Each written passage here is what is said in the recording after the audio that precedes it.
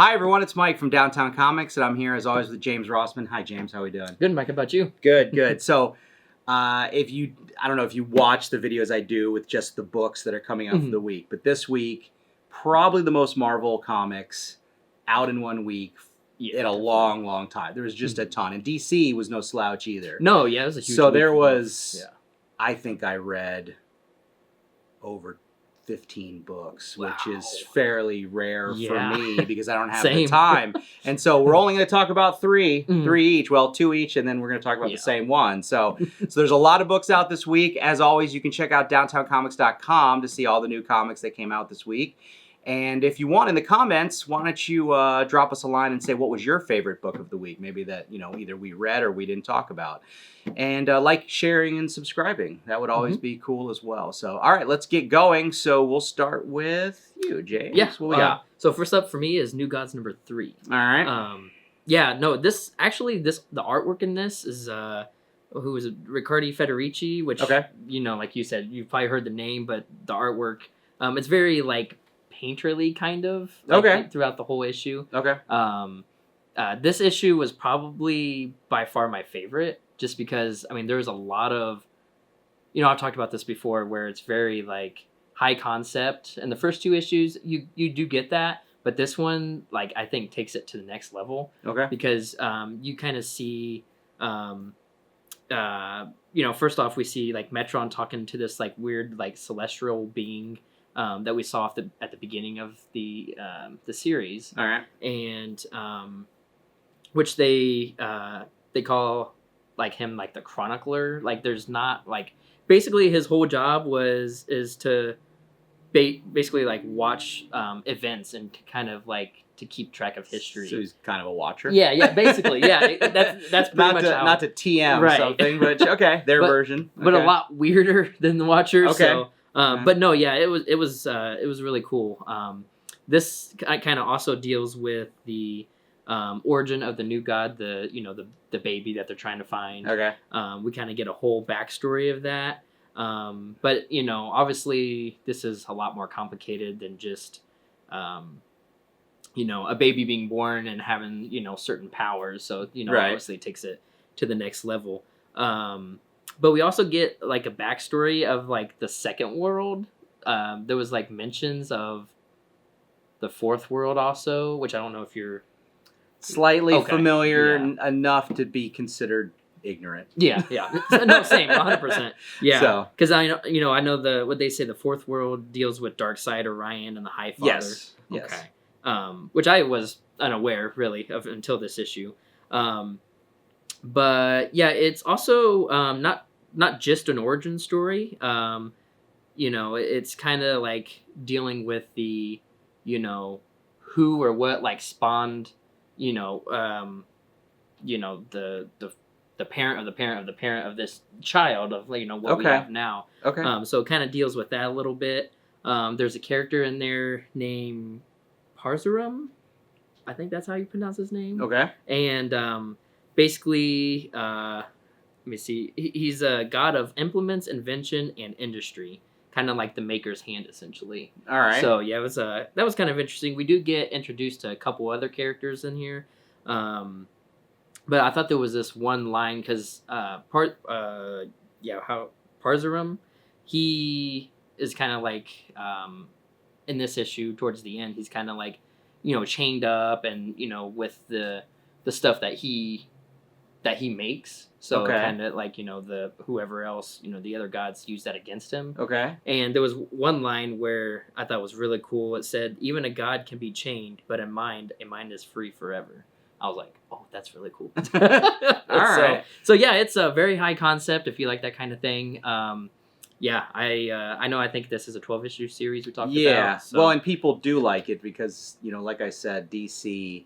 They'll reprint number 1 sometimes, but very rarely. The Absolutes are kind of an outlier because they've been so popular. But normal DC books, you rarely get them reprinting number 2s. So 1 and 2 have both gone into reprint. Yeah, so that's so that's how well this thing is doing. So people do like it. Is this artist you mentioned? Did he do the first 2, or was this his first one on the book? I think this is the first one on the book. Okay. Yeah, because this is definitely a different art style than the other 2. Gotcha. But really cool. Yeah. Overall, really good. All right. Yeah. Awesome. All right. Well, I'm gonna do Marvel. I got a Marvel one. So, Aliens versus Avengers. Okay, number 3, and this book is not coming out monthly, so you didn't maybe miss one or something like that. It's about Oliver Alette. I can't pronounce his name. What is it? Oh no, it's Isaac Ribic. I'm sorry, it's Isaac Ribic, the guy who did the saga of the God Butcher, the Thor run. Mm-hmm. So he's kind of a painted artist as well. Yeah. Okay. So he can't do a monthly book anymore, it seems like. So these books are coming out infrequently, but 3 finally dropped. It's Jonathan Hickman, so you know that he's not going to do just a normal Aliens book. He's going to go high concept. So where we are in the story is Earth's been pretty much overrun by the aliens. I would say 95% of the superheroes are dead. They've been killed. The few that are left, they decide in this issue they have to get off of Earth. It's done. We're done. So they get on a colony ship with whatever humans that are still alive, and they launch. But unfortunately, they have to stop by Mars to get the appropriate parts because the ship is not designed for long-term travel. Okay. Right? So they are planning on doing some sort of like either a colony ship or a generational ship or something, but they don't have the ability to do that. So they got to stop by Mars to where that X-Men city is. To get parts, basically. And they're hoping that Mars is still okay. But it's not, because Sinister is there. Okay. And so I think it's great from a storytelling perspective when things kind of work out and you go, oh yeah, that makes sense. Because Sinister being there and what's going on with him totally vibes with kind of especially if you have watched Alien Prometheus and Alien Covenant. So I'm not going to ruin anything more for you, but obviously aliens abound. More heroes die, so by the end of this issue there's even less. Wow. So it's pretty gruesome, and Sinister's kind of funny at the same time. He's a funny, gruesome guy. The art is great. The story is fun if you like aliens. They pull no punches, and I highly recommend it. So 1 and 2 are still available, I think, so you can pick those up. And I think it's only got 1 more issue. I think it's only 4. Oh, it's only 4. Okay. I think so. But again, it's coming out so slowly that I don't remember when it was first solicited. So, but it's good. It's worth the wait. That's an interesting concept, because you think, you're watching the Alien movies and you're like, they can take out the the Avengers, the superheroes. Yeah, that's interesting. It's all about swarming, right? It's all about overwhelm. So it's just numbers at this point. Fair. It's just numbers, and they don't care, right? They'll never stop. True. So it's just nope. So check it out. All right. Cool. All right. So up for me next is question all along number 4. Okay. This is definitely probably my favorite issue as well from this series. It's the second to last issue, I believe, which is kind of sad. But if we're being real, like in this issue, everything's pretty much laid out on the table. Okay, so who the bad guy is, and how, and the why, and yes. Yeah. Okay. Like crap hits the fan. Like I definitely won't say like who the the main villain is of this. Okay. But So let's see. What was I going to talk about?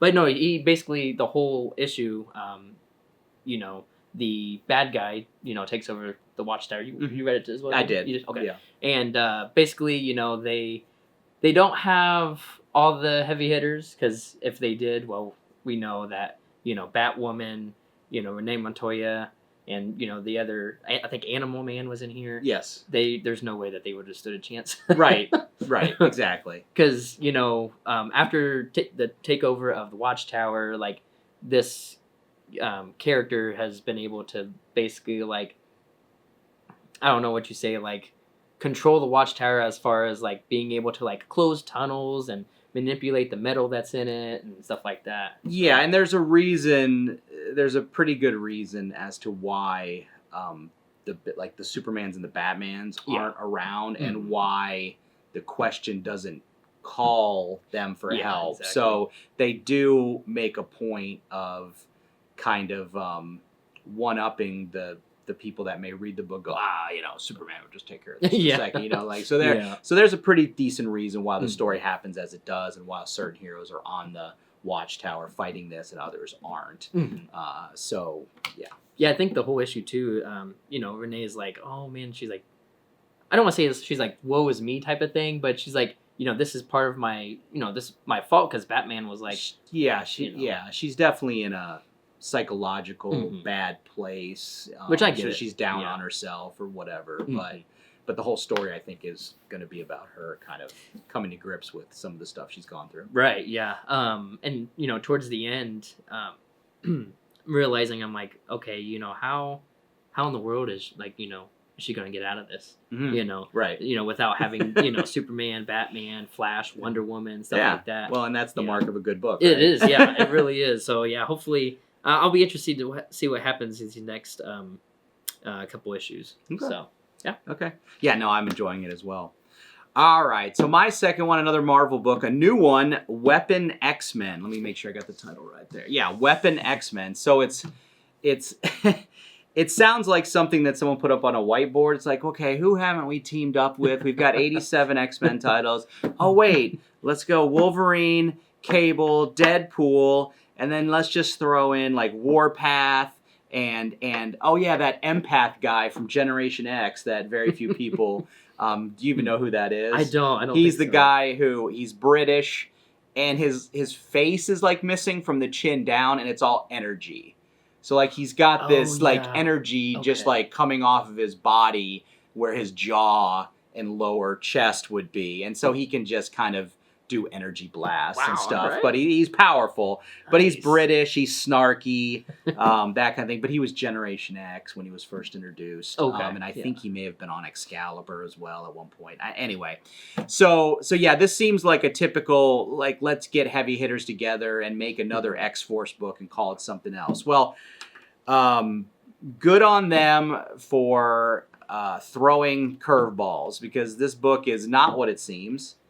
I would also say that if you're into the Doom stuff going on in the Marvel Universe, this book I would consider probably a pretty good tie-in to what's going on overall. We'll see what happens. But definitely one that maybe going forward in the one world under Doom, there may be some mentions of stuff that maybe are happening in this book. So it may be worth picking this one up if you're just wondering about the Doom universe now that we're in that, okay? So, but yeah, don't look at the cover and go, it's just a normal kind of thing. It is different. I don't want to spoil anything, but there's some good stuff in here. There's a good villain in here. I really liked it, and I was pleasantly surprised by the writing and what was going on. So yeah, we'll see what happens. It was different. It wasn't what I expected. So good book. I don't want to. If I said any more, I start spoiling stuff, and I don't want to spoil anything. That's pretty much how I am with. So yeah, so just go pick it up. Pick it up. All right. I actually kind of I'm seeing a theme here. With Weapon X and then Thunderbolts, Doomstrike, where it's not like a lot of other Marvel tie-ins where they may not even really pertain to the main story, really. Right. So, but these I feel like definitely will be talked about in later issues, possibly even under the main One World Under Doom series. Yes.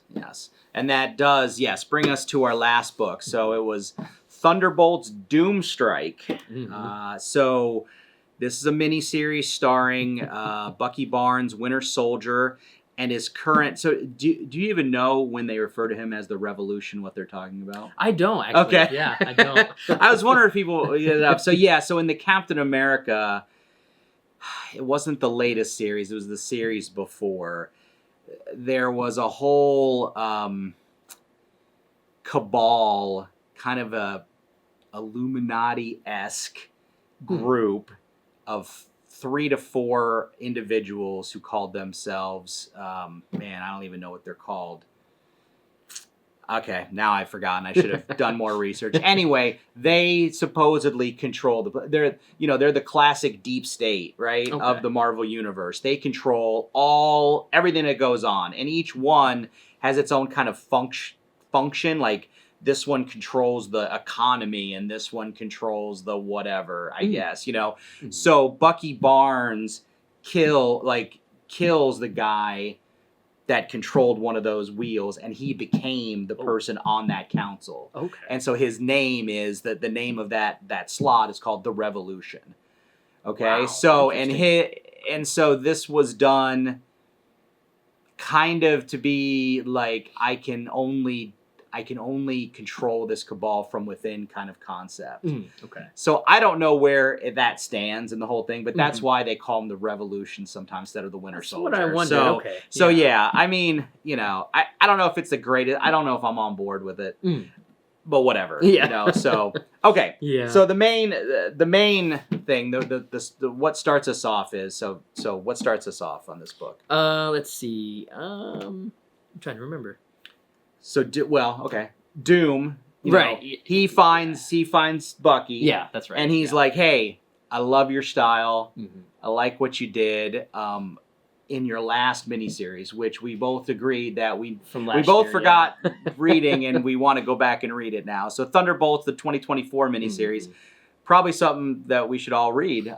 But anyway, he offers him a job, and what's the job he offers him? Basically, creating like this police squad type of team. Yeah. So he wants to create a secret police, and he wants to put Bucky in charge of it. And what's Bucky's answer? Yeah, no. We all know, Doom being Doom, how he... Bucky's not a big fan of secret police. He's done the secret police thing before. So Doom's like, all right, that's fine, but don't even think about screwing with me. Yeah. Because it's going to be bad if you screw with me. And Bucky's like, well, whatever, So then we also find out that one of Doom's things when he took over the planet was what? What did he do? Oh, we're talking about from the One World Under Doom? Yeah. So now he's in control. One of the things he did was he did a Superman 4, and he grabbed all the nukes. Yes, 12,000 of them. Yes, that's right. He grabbed all the nukes, and he built himself a space station up in space, and he put all the nukes. Which that's in the space great station. idea, right? So he has control of all the nuclear weapons on the planet. Bucky's big plan is he's going to get a team together and infiltrate that space station and like disable the nukes or destroy them because he thinks Doom's going to end up using them, right? And so he wants to make sure. So that's where the story starts.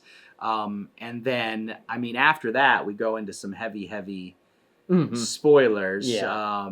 Which I think, though, too, like with Doom taking all of the, those 12,000 nukes, I feel like that really plays with the whole, like, I'm bringing all these nations together, but you can't go to war with each other. Well, now he has all the nukes, so it's like, well, what can you know? Yeah, exactly. So yeah, this is a true Doom tie-in. You're gonna want to read this. I would say you're gonna want to read this if. I can't say anything. We're gonna spoil it, but dang, the internet should be on fire about what happened in this book. Yep. So don't read the interwebs, don't spoil it for yourselves. It's big though. Yeah, I would say another thing though. A couple parts in the issue. I don't know if you felt the same way about Doom being like, I'm the savior. It's like, okay, dude.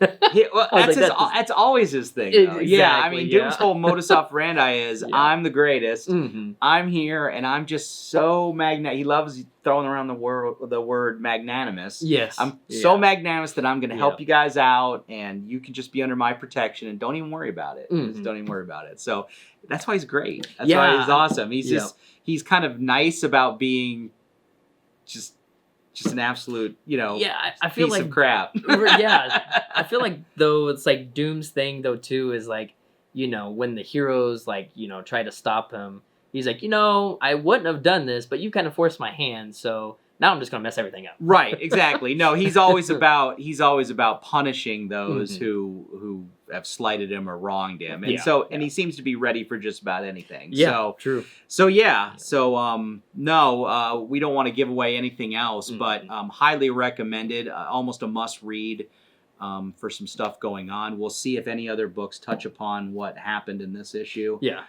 Going forward, but a really, really big deal. I didn't see it coming and then I'm like, oh, okay. Yep, I know exactly. Yeah, and then I'm like, well, that's all right. And then, oh, okay, all right.